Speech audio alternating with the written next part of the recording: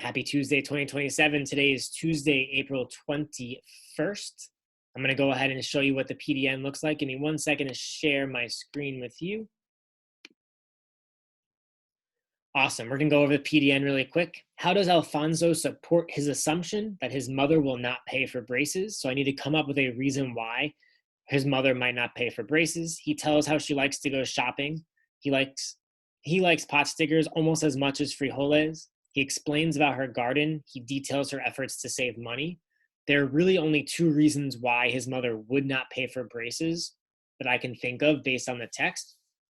One is that he tells how she likes to go shopping. Someone who likes to go shopping likes to spend the moolah, which means she might not want to pay for braces, or she tries to save money, or her efforts to save money. Someone who's trying to save money, to me, wouldn't be someone who would necessarily pay for braces right away.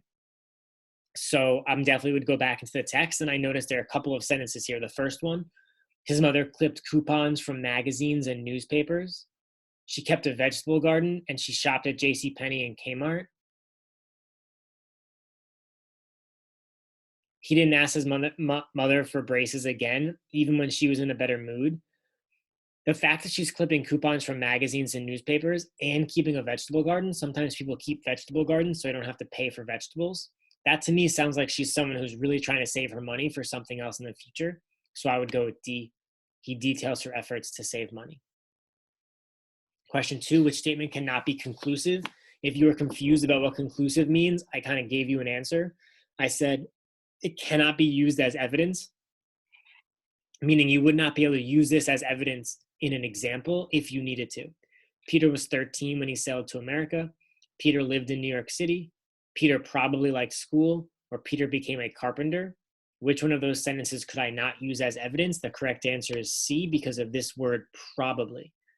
You can't tell me if you're trying to prove something is true that they probably did something. Oh yeah, I think I should get a good grade. Oh yeah, why? Because I probably did my assignment. No, you either did it or you didn't do it. So the probably like school part could not be used as evidence.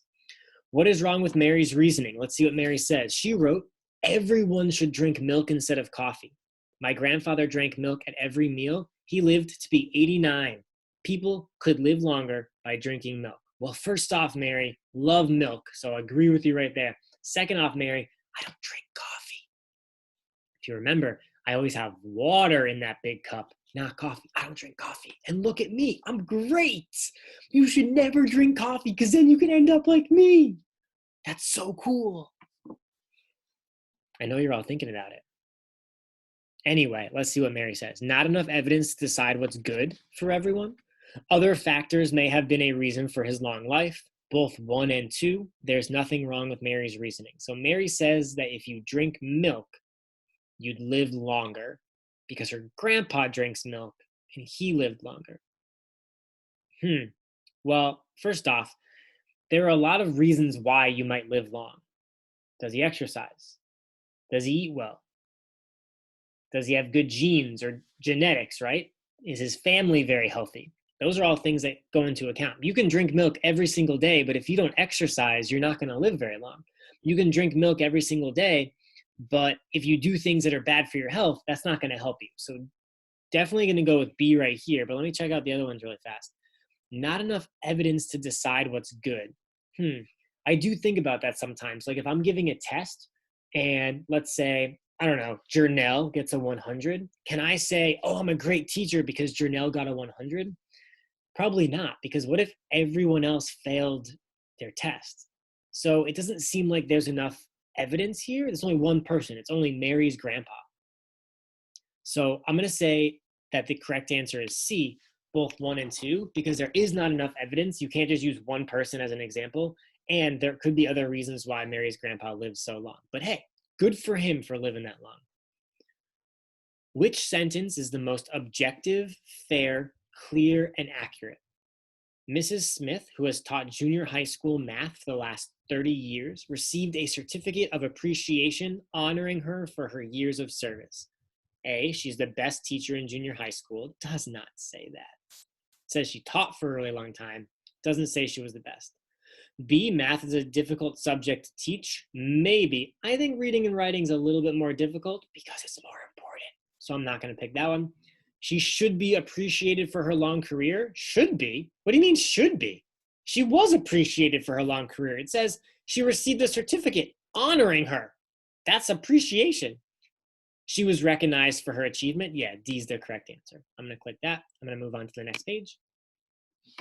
Awesome. We're going to read a little bit more about the Dust Bowl so we can answer the question, what was the Dust Bowl tragedy? I am right here underneath your video where it says write a gist for the section below. Remember, your gist statements are 1-sentence summaries of the section. Don't give me your opinion.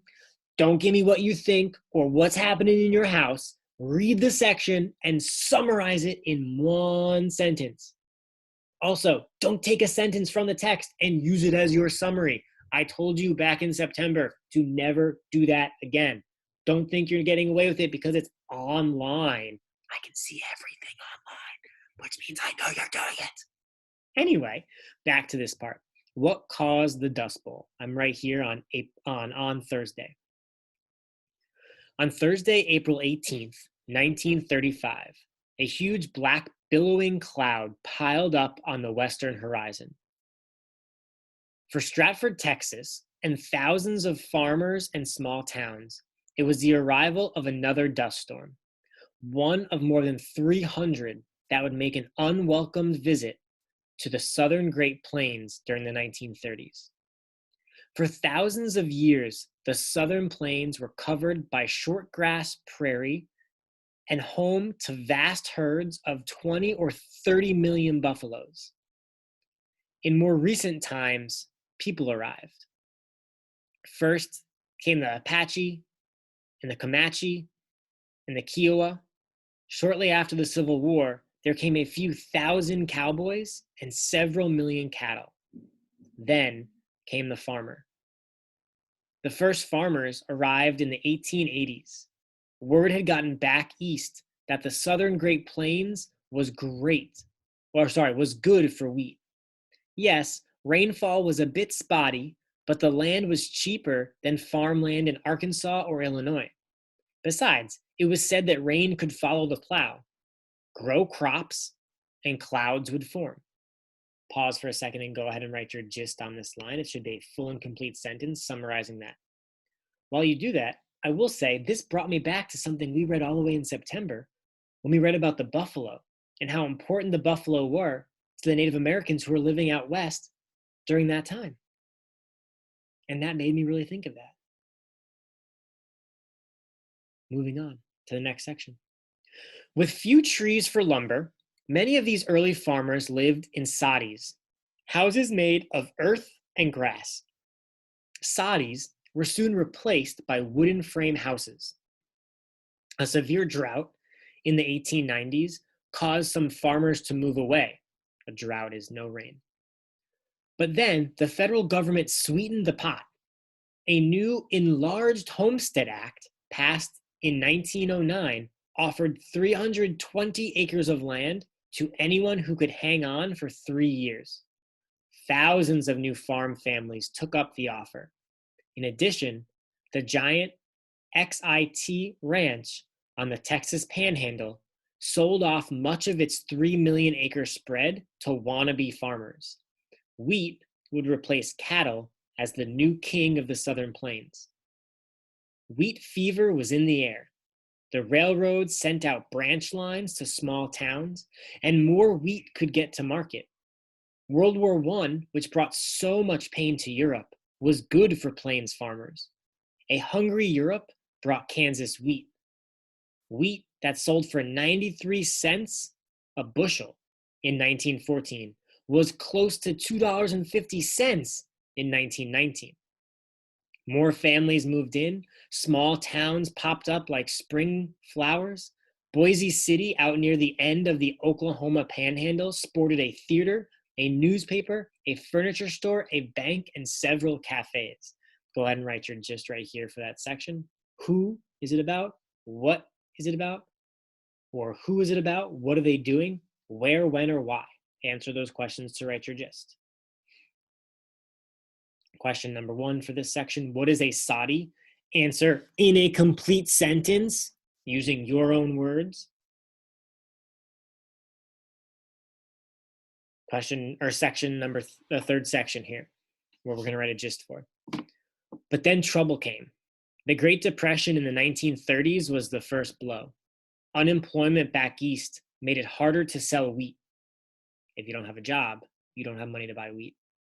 Sadly, the Depression did not come alone.